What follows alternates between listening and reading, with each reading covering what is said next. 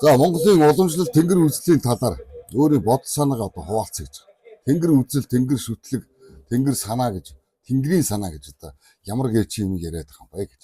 Одоогийн энэ одоо бөөм өргөлч гэдэг юм уу, одоогийн энэ тэнгэр гэдэг энэ зүйл дээр л маш олон зүйлийг одоо маш олон чиглэлээр салбараач гэдэг юм уу, төрлөөш гэдэг юм ярьж байгаа хүмүүс маш олон бий.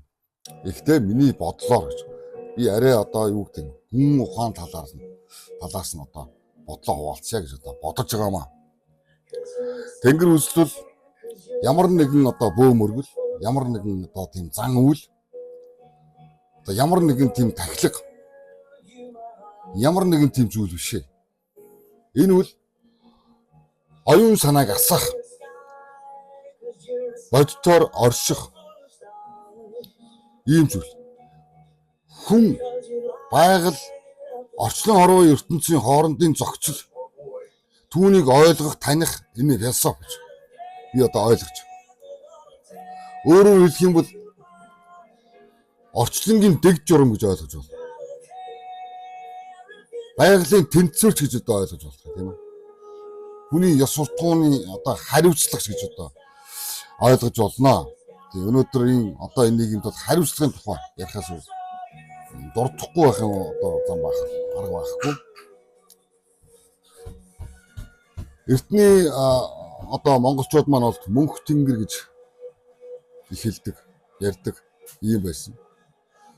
Энэ бол хүний дээр орших, хүн захирагддаггүй байгалийн зам гэдэг ч юм уу. Үнэт бодит дэг журамч гэдэг юм да. За одоо үед зүгээр ингээд маш энгийнээр ойлгох юм бол энэ бол зүгээр байгалийн хууль гэж. Байгалийн хууль. Орчлонгийн дэг.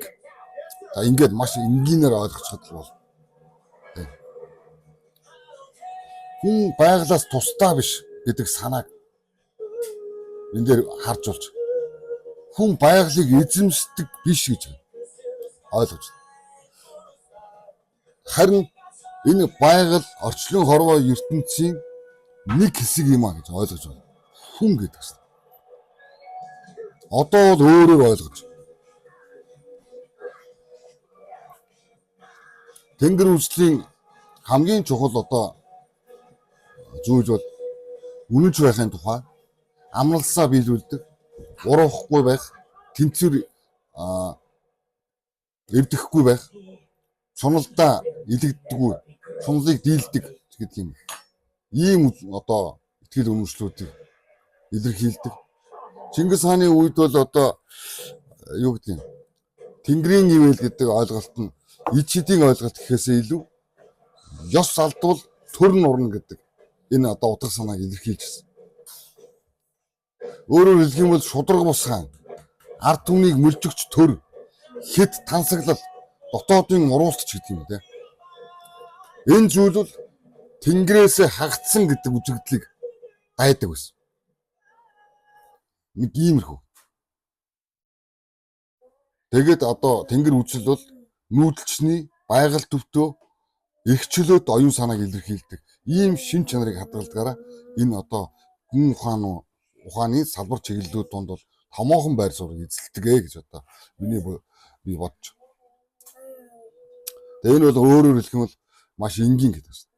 Монголчуудын нүүдэлчин өв соёл шигтгэж, шингэж, эд эс нь болж нутагшиж ирсэн ийм одоо зан үйлээрч хүртэл илэрхийлэгддэг.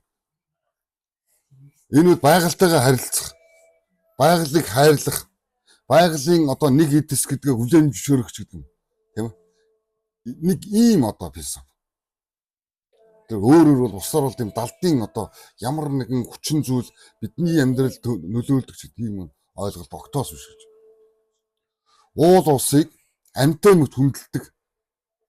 Энэ заншил, туйл, хайлал, магтаал тийм ээ. Газрыг дур мэдэн сүйтгэдэггүй байх энэ өв соёл. Улирлын химнэлийг дагдаг нүүдэлчин өв соёл. Энэ тэнгэр шүтлэлд орж, тэнгэр үзэлд орж. Мал сүрэгтэйгээ зохицон амьдардаг Монгол хүний философи. малыг хайрладаг, ан амьтан, жигүүртэн энэ орчин орууд байгаа бүхэл амьттай болгоно. Тэр өв сургамлыг хайрладаг. Тэр итгэл үнэмшлийг Тэнгэр үзэл гэж хэлдэг. Энэ бол мухар сүсэг биш гэж. Харин хүн байгалыг хизээж ялж чадахгүй. Харин түүнийг хайрласнараа өөрийгөө хайрлаж байгаа гэдэг нэг юм маш том философи явж. Байгалыг хайрлна гэдэг. Хайрлна гэдэг нь өөрсдийн үр хүүхдийн ирээдүйг уух ус амьсгал хагаарыг хайрлна гэсэн утга санаа. Өнөөдрийн дэлхий дээр бол яг ийм хүн ухааны итгэл үнэмшилтэй философи бол маш ховор гэдэг шүү дээ. Маш ховор. Бараг туйлын ганцсан ч гэж магадгүй гэж.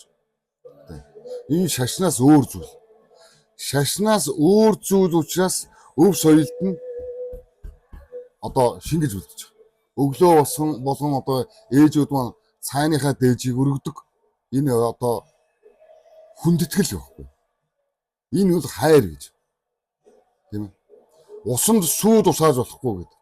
Сүү бол өөрөөр хэлэх юм бол хамгийн ариун зүйл гэж. Гэтэл тэр ариун зүйлийг хүртэл усанд тусааж болохгүй. Ус түүнээс илүү ариун гэж. Ус бүхнийг бүтээгч гэдэг юм. Энэ зүйлийг Монголын өв соёл, Монголын тэнгэр үзэл аль эртнээсээ мэдж өв уламжлал болон амд амьдсан ийм соёл болгоод ирсэн байдаг. Ингээд тэнгэр үзэлтэй хүн гэдэг юм. Тэнгэр үзэлтэй би болсон хүн өөрөөр хэлэх юм бол өөрийн үйлдэлийг хариуцлага өөрөө үүрдэг гэж. Хувь заяагаа өөрөө бүтээдэг. Зоригтой байх ёстой. Сул дорой байж болохгүй гэдэг ч юм. Тийм ээ. Нүүдэлчдийн ертөнц бол байгаль бол хатуу зүйл. Энийг бүгд хэлж. Амьдрал эрсдэлтэй. Гэхдээ энэ бүх зүйл нь өөрөөр хэлэх юм бол хайр гэж.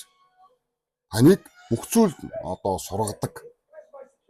Туршлага олгодог ч гэдэг юм ба тийм ээ. Ийм зүйлээ гэж. Тэнгэр үзэл итгэхгүй дагаж мөрдөхөөс илүү амьдралтайгаа нүүр тулах өдөр тутмын дадал өдөр тутмын цагийн хуваарь гэдэг юм тийм.